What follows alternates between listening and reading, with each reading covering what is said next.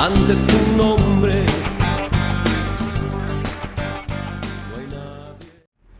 Que el Señor les bendiga, hermanos. Sean bienvenidos una vez más a su iglesia Camino Nuevo y Vivo, donde volver a empezar es posible.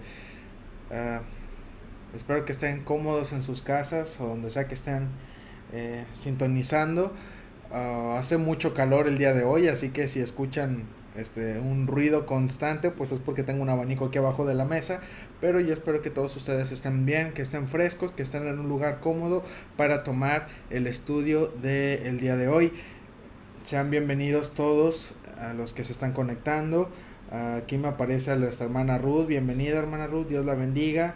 A Wendy, a Jaciel, a Osvaldo, Dios te bendiga. Qué bueno que pueden estar aquí y que pueden apartar este tiempo para tomar este estudio. Pues como todos los días les pido que tengan ahí a la mano su libreta, su pluma, lápiz, lo que usen para tomar apuntes, y recordarles que si ustedes tienen alguna pregunta, que si ustedes tienen algún comentario, pueden hacerlo, no hay ningún problema, pueden ponerlo en los comentarios, lo estaremos leyendo, y si la pregunta no se las puedo contestar el día de hoy, con mucho gusto vamos a iniciar el siguiente estudio respondiendo esa pregunta, ¿verdad?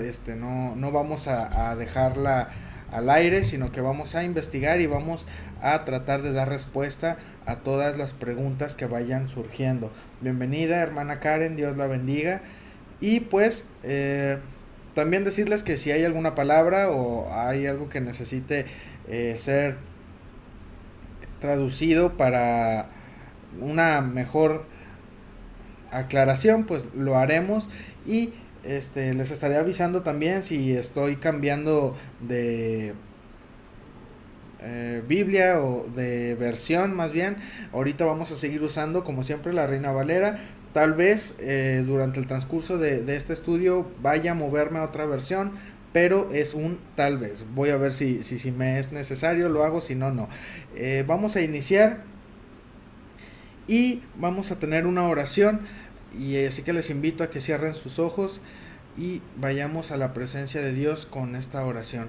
Señor, te damos gracias porque tú eres bueno, porque para siempre es tu misericordia y porque nos has cuidado durante todos estos días.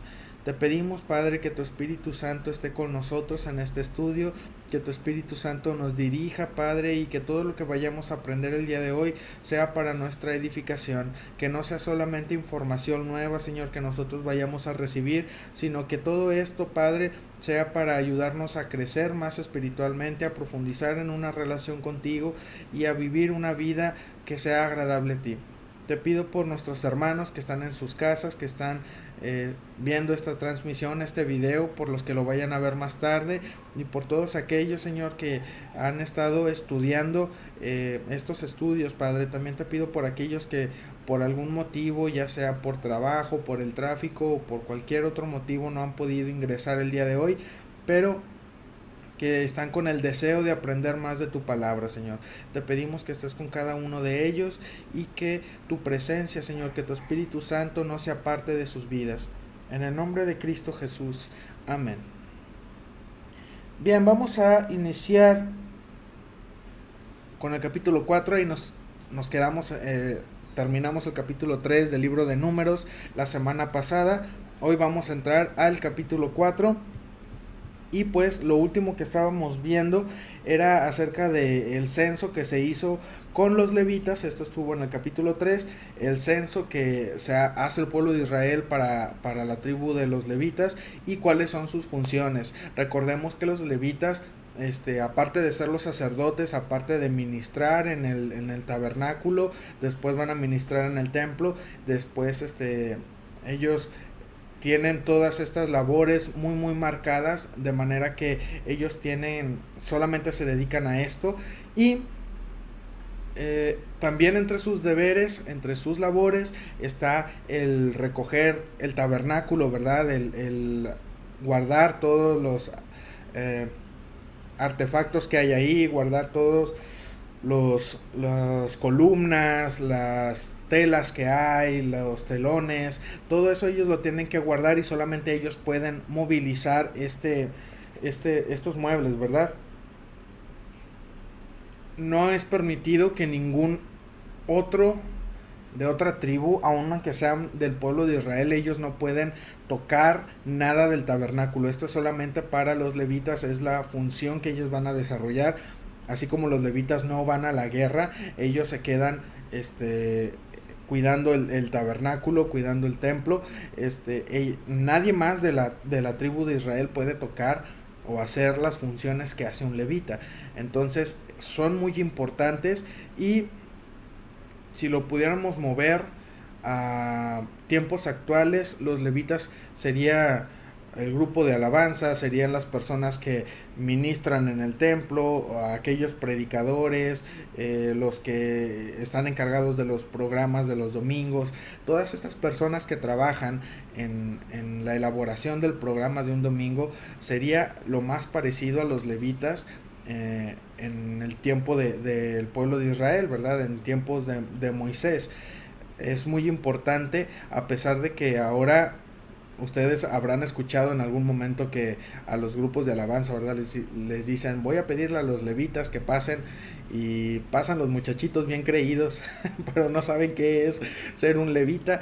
Y hermano, ser un levita es bastante serio, es estar apartado exclusivamente para Dios, no es cualquier cosa.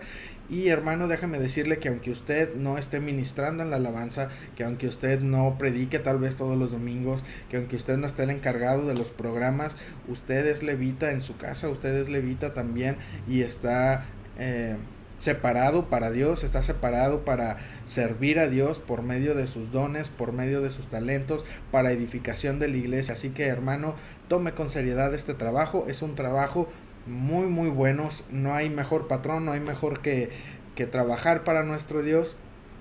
Y yo le aseguro que usted va a hallar gozo, usted va a hallar felicidad, realización al trabajar para nuestro Dios. Bueno, vamos a entrar ahora sí al capítulo número 4, tareas de los levitas. Vimos antes unos cuantos deberes, ahora vamos a ver un poquito más específico qué es lo que tienen que hacer, ¿verdad? Recordemos que los levitas se iban a dividir por los hijos de Aarón. Los hijos de Aarón iban a estar a cargo, o eran como que los principales de los levitas, y por ejemplo, uno de los hijos de Aarón estaba a cargo de solamente las personas que iban a mover lo que estaba en el lugar santísimo. Entonces otro hijo de Aarón iba a estar encargado solamente de las personas que iban a mover todo lo que estuviera en los alrededores, o que fuera parte del tabernáculo, pero de la parte del lugar santo para afuera, y así sucesivamente, ¿verdad? Entonces vamos a ver un poquito más las funciones de cada uno de ellos. Dice el capítulo 4: habló Jehová a Moisés y a Aarón diciendo, toma la cuenta de los hijos de Coat, de entre los hijos de Leví, por sus familias, según las casas de sus padres, de edad de 30 años arriba hasta 50 años, todos los que entran en compañía para servir en el tabernáculo de reunión. El oficio de los hijos de Coat en el tabernáculo de reunión, en el lugar santísimo, será este. Cuando haya de mudarse el campamento, vendrán Aarón y sus hijos, y desarmarán el velo de la tienda, y cubrirán con él el arca del testimonio. Y pondrán sobre ella la cubierta de pieles de tejones, y extenderán encima un paño todo de azul, y le pondrán sus varas. Ok, vamos a desmenuzar poquito a poquito. Nos está diciendo que todos aquellos que son de 30 años hasta 50, es la edad en el que tú puedes ejercer en el sacerdocio, ¿verdad? Si ustedes recuerdan, Jesús comienza su ministerio a la edad de 30 años también. Entonces, siendo que Jesús, una de sus profesiones es el sacerdocio, va cumpliendo con esto al pie de la letra. Él inicia su ministerio a los 30 años. Ahora, al momento de cubrir el arca del testimonio, dice que primero van a cubrirla con el velo. Déjame lo encuentro porque ya se me perdió. El velo de la tienda, así es, y cubrirán con él el arca del testimonio, y pondrán sobre ella la cubierta de pieles de tejones. Las pieles de tejones, hermanos, recuerden que representan el ministerio sacerdotal. Y después de esto extenderán encima un paño todo de azul. El paño todo de azul representa el cielo. y extenderán, y le pondrán sus varas. No era solamente, recuerden que ellos, a pesar de que eran los levitas, no podían tomar el arca como si fuera cualquier cosa, ¿verdad? Como si agarraran un bote, una mesa y así la movían. No, el arca tenía unos anillos en donde tenías que meter unas varas, y entonces ya las varas, al haber cruzado, eran unas varas suficientemente largas, ya entre 4 personas la cargaban solamente agarrándola de las varas, y así la podían mover. Si ellos agarraban el arca directamente, ellos iban a morir. No se les permitía poder hacer eso. Entonces vamos a avanzar. Sobre la mesa de la proposición extenderán un paño azul y pondrán sobre ella las escudillas, las cucharas, las copas y los tazones para libar, y el pan continuo estará sobre ella. Y extenderán sobre ella un paño carmesí y lo cubrirán con la cubierta de pieles de tejones y le pondrán sus varas. Tomarán un paño azul y cubrirán el candelero del alumbrado, sus lamparillas, sus despabileras, sus platillos y todos sus utensilios del aceite con que se sirve. Y lo pondrán con todos sus utensilios en una cubierta de pieles de tejones y lo colocarán sobre unas parihuelas.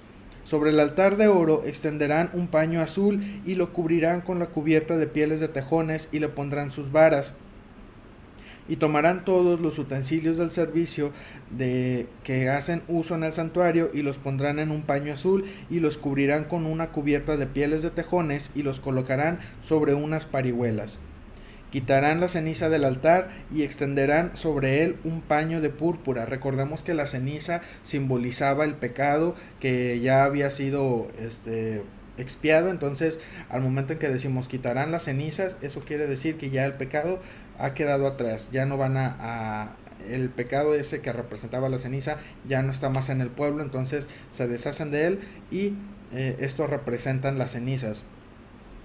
No les he dicho, ¿verdad? Tal vez alguno se ha preguntado y yo seguí derecho y no expliqué el por qué si tocaban el arca se morían, si tocaban el arca directamente.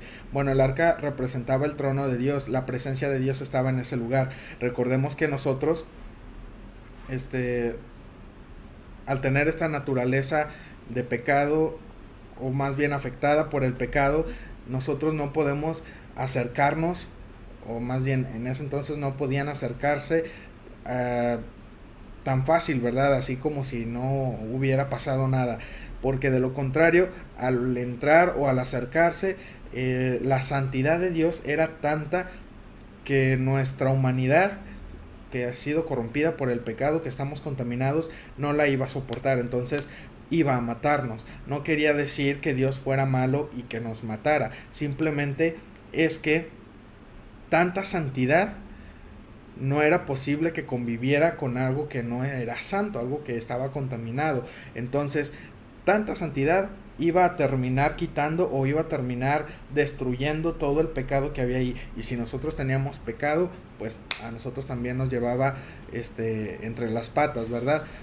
Es por eso que, si ustedes recuerdan, cuando el sacerdote entra al tabernáculo una vez al año, al lugar santísimo, él tiene que estar bien preparado y tiene que estar limpio de todo pecado, porque si él entra con pecado, entonces él va a morir ahí en el lugar santísimo. Es donde está la presencia de Dios, es donde está toda esa santidad. Nadie más puede entrar a ese lugar más que los sacerdotes, o más bien el sumo sacerdote. Cuando están desarmando la tienda, creo que un poquito más adelante viene, cuando están desarmando el tabernáculo, solo ciertas personas pueden desarmar el lugar santísimo. No cualquiera, a pesar de que son todos, o sea, está designado para un trabajo para levitas, no cualquier levita podía entrar y desarmar el lugar santísimo, solo se permitía que ciertas personas lo hicieran. Una vez que estas personas habían desarmado y habían agarrado o guardado todo como Dios les había indicado, ahora sí, los demás podían acercarse a quitar las demás cosas, no podían ni estar cerca para ver cómo era el lugar, ¿verdad? De ellos no se les permitía, precisamente por tanta santidad, por la presencia de Dios en ese lugar. Ahora, hermanos, nosotros, gracias a Jesús, tenemos acceso a la presencia de Dios. Sin embargo, eso no quiere decir que nosotros vamos a llegar todos contaminados y llenos de pecado ante Dios. Una cosa es cómo lo conocemos en nuestro digamos, en nuestra condición de pecado. Dios nos recoge, Dios nos salva, aún en nuestra condición de pecado, entonces nos quita ese pecado, nos limpia, la sangre de Jesús nos limpia de todo mal, de todo pecado, y entonces nosotros estamos limpios y podemos continuar en una relación con Dios. Pero de ahí en adelante nosotros tenemos que cuidar el no volver a pecar. Nosotros tenemos que cuidar el mantenernos limpios. Si nosotros pecamos, nosotros tenemos que purificarnos nuevamente. Nosotros tenemos que pedirle perdón a Dios. De lo contrario, Dios sigue teniendo la misma santidad. Dios sigue siendo igual, 3 veces santo. Y el pecado de nosotros sigue siendo el mismo pecado de antes. La única diferencia es que Jesús está de por medio. Jesús es el mediador. Y Jesús es el abogado de nosotros. Pero eso no quiere decir, hermano, que usted pueda entrar como cualquier cosa a la presencia de Dios. Uno tiene que pensar en estas cosas. Cuando uno está en el templo y está alabando y está en el tiempo de la alabanza, a veces los chicos se les hace muy fácil subirse a la plataforma, o a veces alguien pudiera pensar, qué padre subirse a la plataforma y predicar desde ahí, pero es que estás entrando al lugar santísimo. En ese lugar está la presencia de Dios. Tú no puedes subirte nada más así. Tú no puedes subirte con pecado en ti.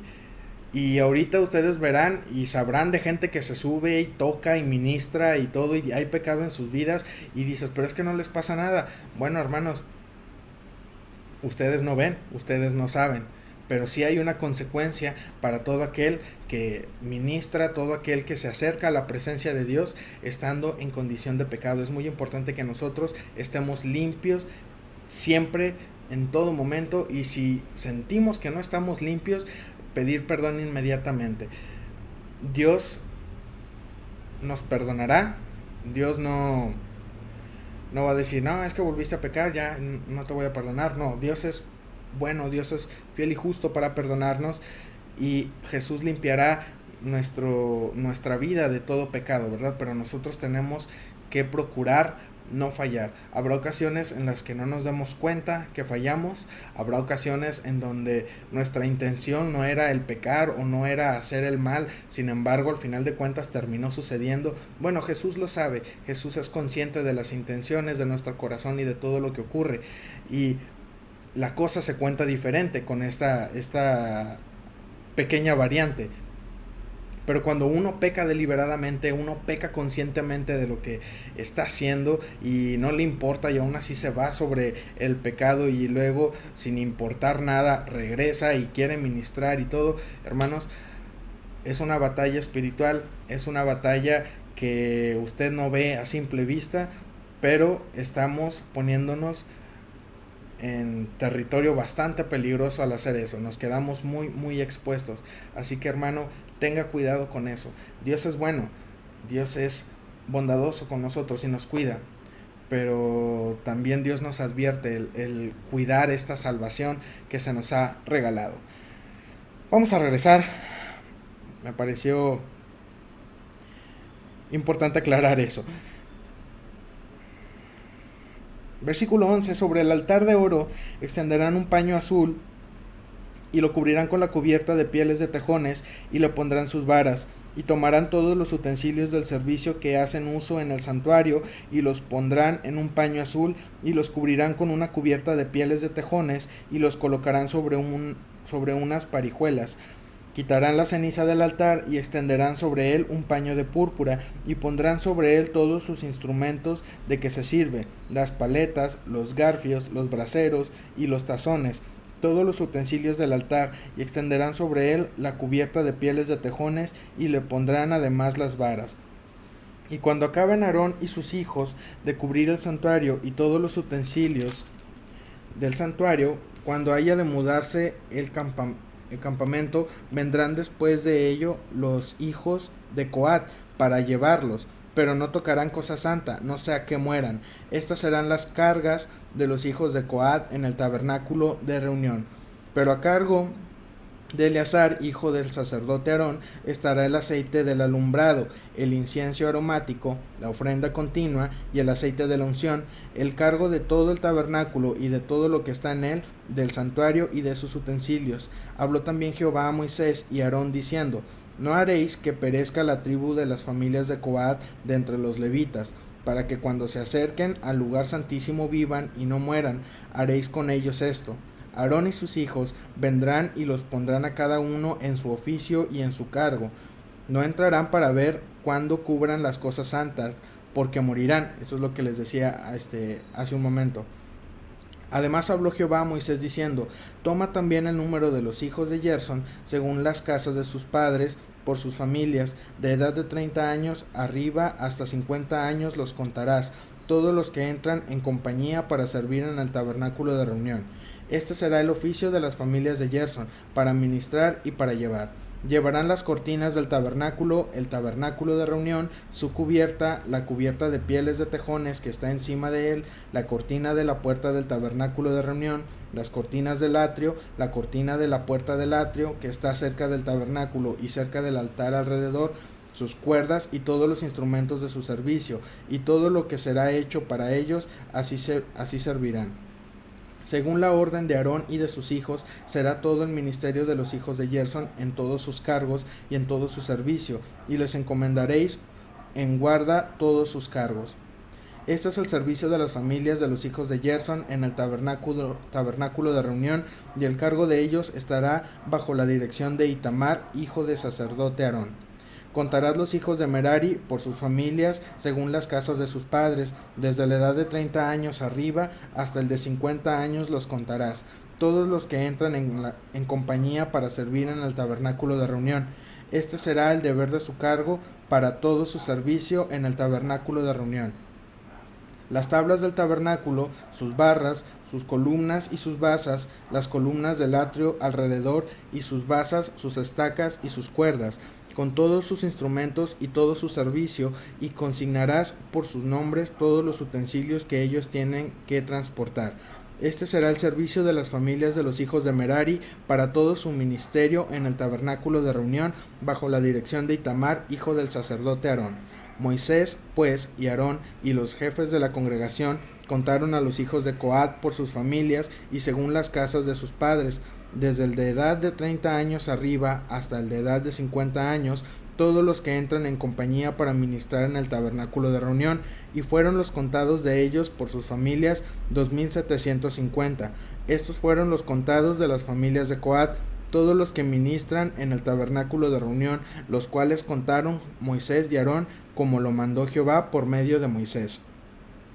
Y los contados de los hijos de Gersón por sus familias, según las casas de sus padres, desde la edad de 30 años arriba hasta la edad de 50 años, todos los que entran en compañía para ministrar en el tabernáculo de reunión, los contados de ellos por sus familias, según las casas de sus padres, fueron 2630.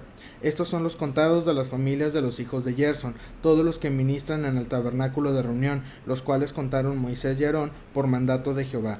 Y los contados de las familias de los hijos de Merari por sus familias, según las casas de sus padres, desde el de edad de 30 años arriba hasta el de edad de 50 años, todos los que entran en compañía para ministrar en el tabernáculo de reunión, los contados de ellos por sus familias fueron 3200. Estos fueron los contados de las familias de los hijos de Merari, los cuales contaron Moisés y Aarón, según lo mandó Jehová por medio de Moisés. Todos los contados de los levitas que Moisés y Aarón y los jefes de Israel contaron por sus familias y según las casas de sus padres, desde el de edad de 30 años arriba hasta el de edad de 50 años, todos los que entraban para ministrar en el servicio y tener cargo de obra en el tabernáculo de reunión, los contados de ellos fueron 8580, como lo mandó Jehová por medio de Moisés, fueron contados cada uno según su oficio y según su cargo, los cuales contó él como le fue mandado. Bien, ahora vamos a ver el capítulo 5. En el capítulo 5 vamos a ver un pequeño resumen, muy pequeño, de algunas cuestiones que ya se habían dado anteriormente en Éxodo y en Levítico.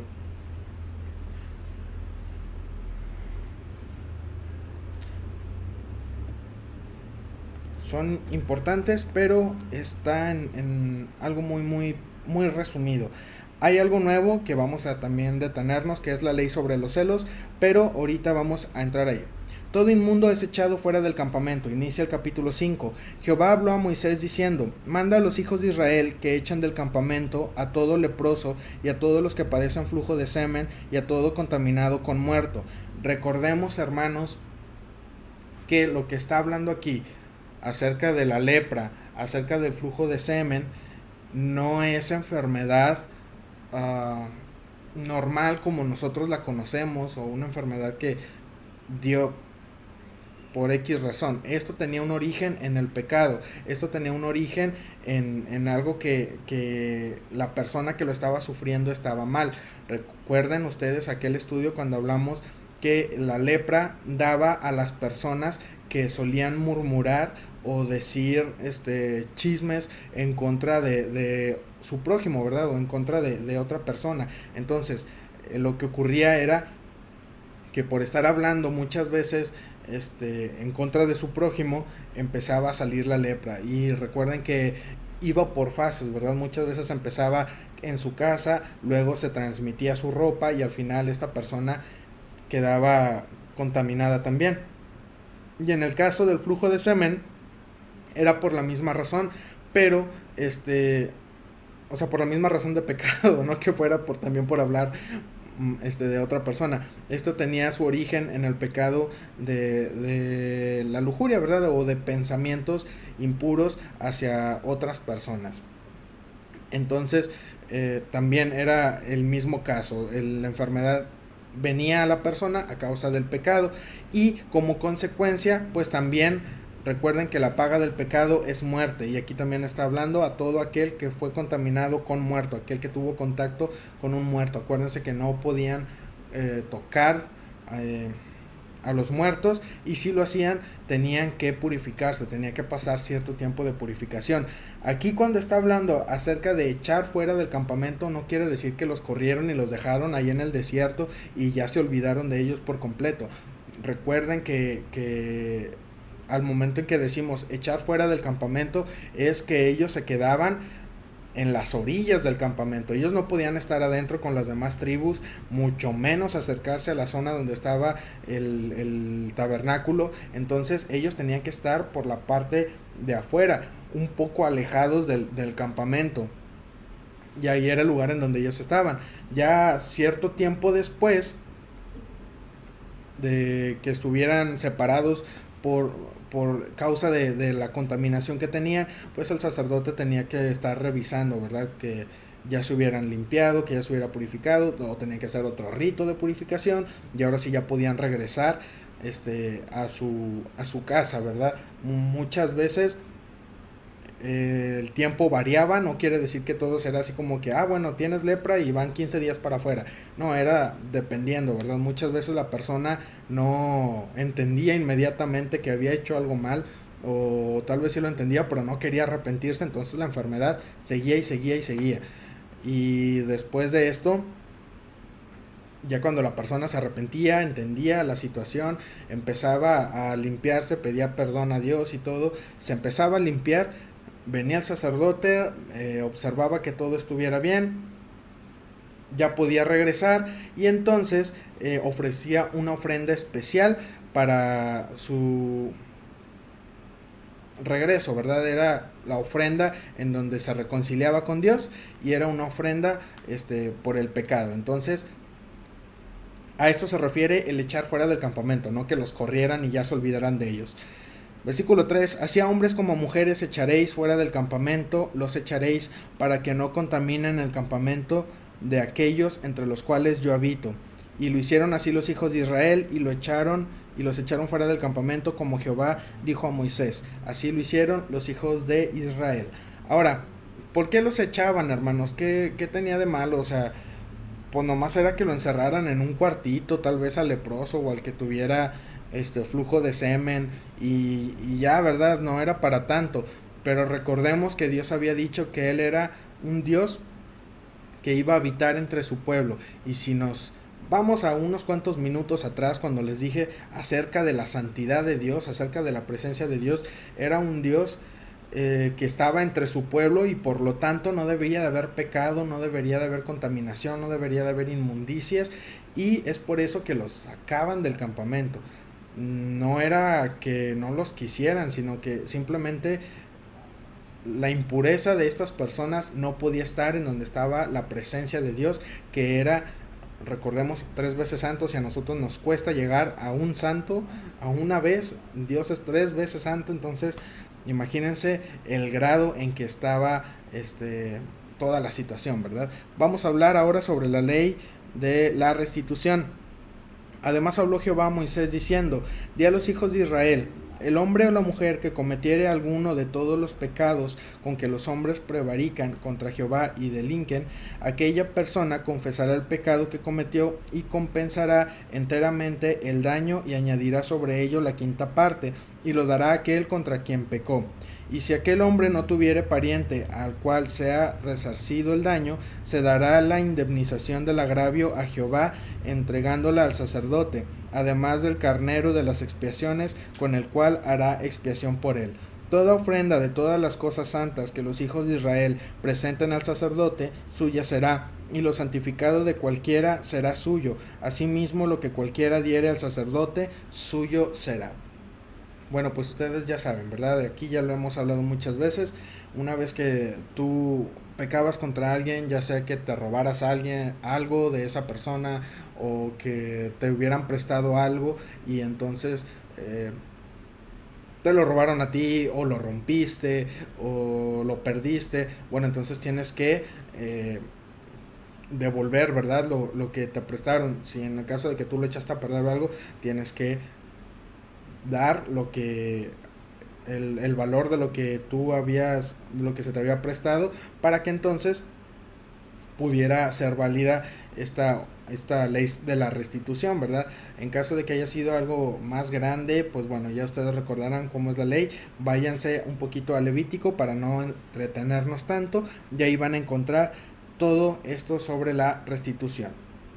Ahora vamos a hablar sobre los celos. Esto es algo muy muy interesante, y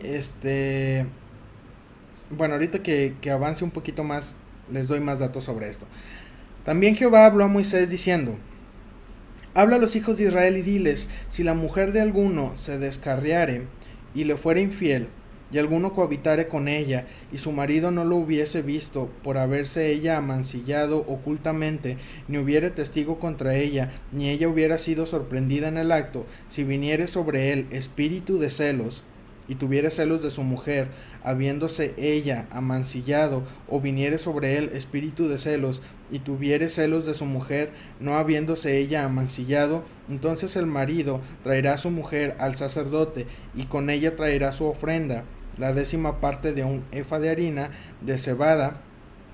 No echará sobre ella aceite, ni pondrá sobre ella incienso, porque es ofrenda de celos, ofrenda recordativa que trae a la memoria el pecado. Y el sacerdote hará que ella se acerque y se ponga delante de Jehová. Luego tomará el sacerdote del agua santa en un vaso de barro.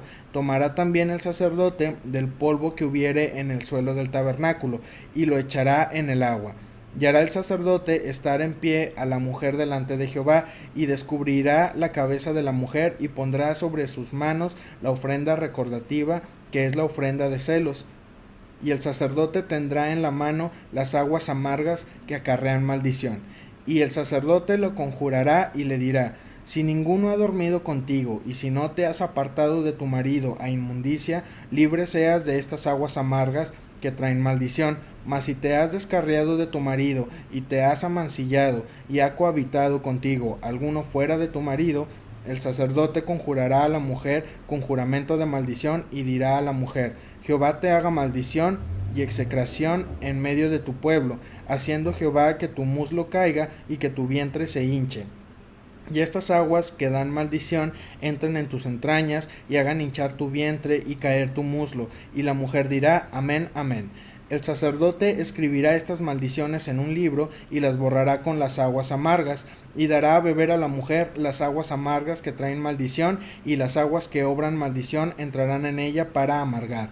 Después el sacerdote tomará de la mano de la mujer la ofrenda de los celos y la mecerá delante de Jehová y la ofrecerá delante del altar. Y tomará el sacerdote un puñado de la ofrenda en memoria de ella y lo quemará sobre el altar y después dará a beber las aguas a la mujer. Le dará pues a beber las aguas, y si fuera inmunda y hubiere sido infiel a su marido, las aguas que obran maldición entrarán en ella para amargar, y su vientre se hinchará y caerá su muslo, y la mujer será maldición en medio de su pueblo. Mas si la mujer no fuera inmunda, sino que estuviere limpia, ella será libre y será fecunda. Esta es la ley de los celos, cuando la mujer cometiere infidelidad contra su marido y se amancillare, o del marido sobre el cual pasare espíritu de celos y tuviere celos de su mujer, la presentará entonces delante de Jehová, y el sacerdote ejecutará en ella toda esta ley. El hombre será libre de iniquidad y la mujer llevará su pecado. Bien, suena hasta muy de película, ¿verdad? Si una mujer pecaba y cometía adulterio, le era infiel a su esposo, y no había pruebas de eso, pero el esposo sospechaba, o el esposo, aquí dice un espíritu de celos, entonces algo lo inquietaba. El esposo tenía que ir con su mujer ante el sacerdote, iban a llevar una ofrenda especial, y entonces el sacerdote tenía que hacer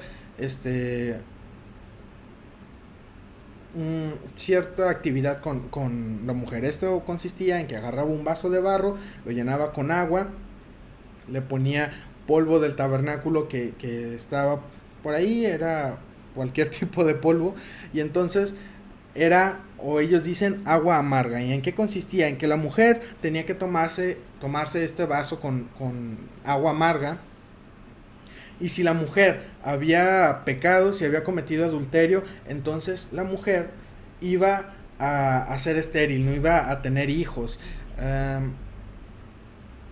Hay quienes dicen que literalmente ocurre como dice aquí, que en verdad su vientre se inflama o su vientre se hincha, y entonces podemos ver que pues hay como que se le hace una pancita, ¿verdad? Y esto ocurre mientras o despuesito de que el sacerdote le da a beber esto.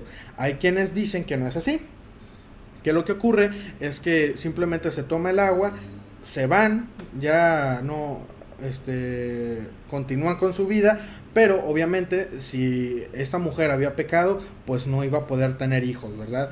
Y iba a haber maldición sobre ella. Entonces no iba a haber, ponle que una muestra que enfrente de todos en un cambio en el cuerpo de la mujer, pero lo que sí es que no iba a poder tener hijos, y eso iba a ser la muestra ante todo el mundo de que sí había cometido adulterio. No sé cuál de las dos haya ocurrido, o si es una combinación de las dos, pero hay algo muy interesante aquí. El asunto es que todo esto ocurre con una intención. Si ustedes ven,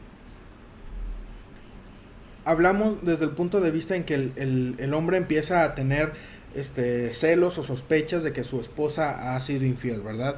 Entonces, ¿cómo lo compruebas si no tienes alguna, válgame, alguna prueba? Lo que están haciendo es ir directamente con Dios y que Dios sea el juez. Nadie le consta, nadie vio, y pues obviamente ella no te va a decir, ¿verdad? Si lo hizo, no te va a decir que cometió adulterio, pero Dios, ustedes saben perfectamente, Dios todo lo ve y no hay nada que se oculte de él. Entonces están yendo directamente a Dios para aclarar la situación, y esto es algo que tal vez nosotros, bueno, no tal vez, es algo que nosotros debemos de hacer, ¿verdad? Todo problema debemos de llevarlo a Dios y Él ser el juez de nuestros problemas, de lo que está ocurriendo. Pero muchas veces nosotros como cristianos, en un mundo como en el que vivimos, hasta el último vamos con Dios y le contamos el problema. Siempre nos vamos luego a buscar otra solución, y a veces hasta nos vamos a las cosas legales, ¿verdad? Y siendo que no deberíamos de hacer eso. Entonces, Aquí se está hablando de que Dios es el que está juzgando, Dios es el que trae el juicio, el que da la última palabra, y esto es justo totalmente, porque también si la mujer no había cometido adulterio y era solamente un arranque del esposo, imagínense también en estos tiempos, ¿cómo le compruebas, verdad? Y vemos a muchos esposos que se agarran muy muy celosos con su esposa o piensan que su esposa hizo algo y la esposa ni en cuenta. Entonces Dios está siendo justo y también si ella no hizo nada, no iba a pasar absolutamente nada, ella iba a estar bien. Pero si sí había habido pecado en la vida de esta mujer, entonces iba a haber consecuencias. Estaba siendo totalmente justo con lo que había ocurrido, con la situación que le estaban llevando. Vamos a continuar. Terminamos con el capítulo 6, el voto de los nazareos. Habló Jehová a Moisés diciendo, habla a los hijos de Israel y diles, el hombre o la mujer que se apartare haciendo voto de nazareo para dedicarse a Jehová, se abstendrá de vino y de sidra, no beberá vinagre de vino, ni vinagre de sidra, ni beberá ningún licor de uvas, ni tampoco comerá uvas frescas ni secas. Todo el tiempo de su nazareato, de todo lo que se hace en la vid, desde los granillos hasta el ollejo, no comerá. Todo el tiempo del voto de su nazareato no pasará navaja sobre su cabeza hasta que sean cumplidos los días de su apartamiento a Jehová. Será santo y dejará crecer su cabello. Vamos a tener o a poner una pausa aquí. De aquí, hermanos, nacen muchas... es que no sé cómo decirlo, no son sectas, son algunos movimientos que pudiéramos decir, con el fin de apartarse, no sé si sea la palabra, ponerlo a ciertos movimientos monásticos que consisten en que tú te apartas y te alejas, ¿verdad? Por completo de la sociedad para estar apartado y viviendo en comunión con Dios exclusivamente. De aquí salen los recabitas, los esenios, salen muchos más. Hay quienes dicen que Jesús fue esenio, otros dicen que fue nazareo, pero no es así. Les voy a decir por qué. El asunto con el voto del nazareato o de los nazareos o lo que está ocurriendo a partir de aquí, que salen ya diferentes ramificaciones, es que todos se van apartando y todos hacen esto muy, muy al estilo de los monjes, ¿verdad? De separarse y de estar ellos aparte y no están muy involucrados con el pueblo. Y Jesús no hace esto, sino que Jesús vemos que él está sirviendo, que él está metido entre el pueblo, que él tiene una razón de estar ahí, y es el hecho de que trae las buenas nuevas, ¿verdad? Trae el evangelio, trae bendición para el pueblo, y no es solamente el apartarse, sí es el hecho, o sea, Jesús sí está apartado para Dios, no peca en ningún momento. En ese punto pudiéramos decir que está llevando el voto del nazareato bastante bien, pero no es lo mismo, no está haciendo lo mismo que ellos. Ustedes verán aquí que con los nazareos ellos se abstienen de tomar cualquier bebida alcohólica, ellos no cortan su cabello, y hacen una serie de cosas más, y Jesús no hace esto. Jesús, él está involucrado directamente con las personas, y si aunque está separado para Dios, y aunque pudiéramos decir que es todavía superior a cualquier voto que se pueda hacer, Dios no, o más bien Jesús no hace lo mismo que los nazareos, que los recabitas, que los esenios, nada de esto hace Jesús de la misma manera. Él siempre busca mostrar el amor de Dios, el mensaje de Dios a las personas que lo rodean, y no se encierra o no se aparta, sino que Él al contrario se abre y busca que las personas tengan un encuentro con Él. Vamos a avanzar. Versículo 6. Todo el tiempo que se aparte para Jehová no se acercará a persona muerta. Ustedes sabrán que Jesús pues sí se acercó, de hecho hubo la resurrección de Lázaro, ahí tenemos un ejemplo. Ni aun por su padre, ni por su madre, ni por su hermano, ni por su hermana podrá contaminarse cuando mueran, porque la consagración de su Dios tiene sobre su cabeza. Todo el tiempo de su nazareato será santo para Jehová. Si alguno muriere súbitamente junto a él, su cabeza consagrada será contaminada. Por tanto, el día de su purificación raerá su cabeza. Al séptimo día la raerá. Y el día octavo traerá 2 tórtolas o 2 palominos al sacerdote a la puerta del tabernáculo de reunión. Y el sacerdote ofrecerá el uno en expiación y el otro en holocausto, y hará expiación de lo que pecó a causa del muerto, y santificará su cabeza en aquel día. Y consagrará para Jehová los días de su nazareato, y traerá un cordero de 1 año en expiación por la culpa, y los días primeros serán anulados por cuanto fue contaminado su nazareato. Esta es pues la ley del nazareo el día que se cumpliere el tiempo de su nazareato. Vendrá a la puerta del tabernáculo de reunión y ofrecerá su ofrenda a Jehová un cordero de 1 año sin tacha en holocausto, y una cordera de 1 año sin defecto en expiación, y un carnero sin defecto por ofrenda de paz. Además, un canastillo de tortas sin levadura, de flor de harina, amasadas con aceite, y hojaldres sin levadura, untadas con aceite, y su ofrenda y sus libaciones. Y el sacerdote lo ofrecerá delante de Jehová, y hará su expiación y su holocausto. Y ofrecerá el carnero en ofrenda de paz a Jehová con el canastillo de los panes sin levadura. Ofrecerá asimismo el sacerdote su ofrenda y sus libaciones. Entonces el nazareo raerá a la puerta del tabernáculo de reunión su cabeza consagrada, y tomará los cabellos de su cabeza consagrada y los pondrá sobre el fuego que está debajo de la ofrenda de paz. Después tomará el sacerdote la espaldilla cocida del carnero, una torta sin levadura del canastillo y una hojaldre sin levadura, y las pondrá sobre las manos del nazareo después que fuere raída su cabeza consagrada. Y el sacerdote mecerá aquello como ofrenda mecida delante de Jehová, lo cual será cosa santa del sacerdote, además del pecho mecido y de la espaldilla separada. Después el nazareo podrá beber vino. Esta es la ley del nazareo que hiciese voto de su ofrenda a Jehová por su nazareato, además de lo que sus recursos le permitieren según el voto que hiciere, así hará conforme a la ley de su nazareato. ¿Recuerdan a alguien que haya sido nazareo en la Biblia un poco más adelante?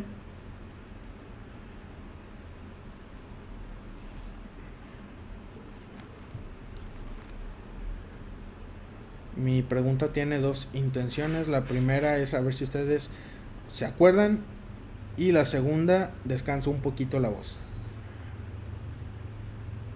Muy bien, Jaciel. Sansón estaba haciendo este voto. Ajá, si estás en lo cierto. Leslie, también estás en lo cierto, aunque ya lo había dicho Jaciel, te copiaste.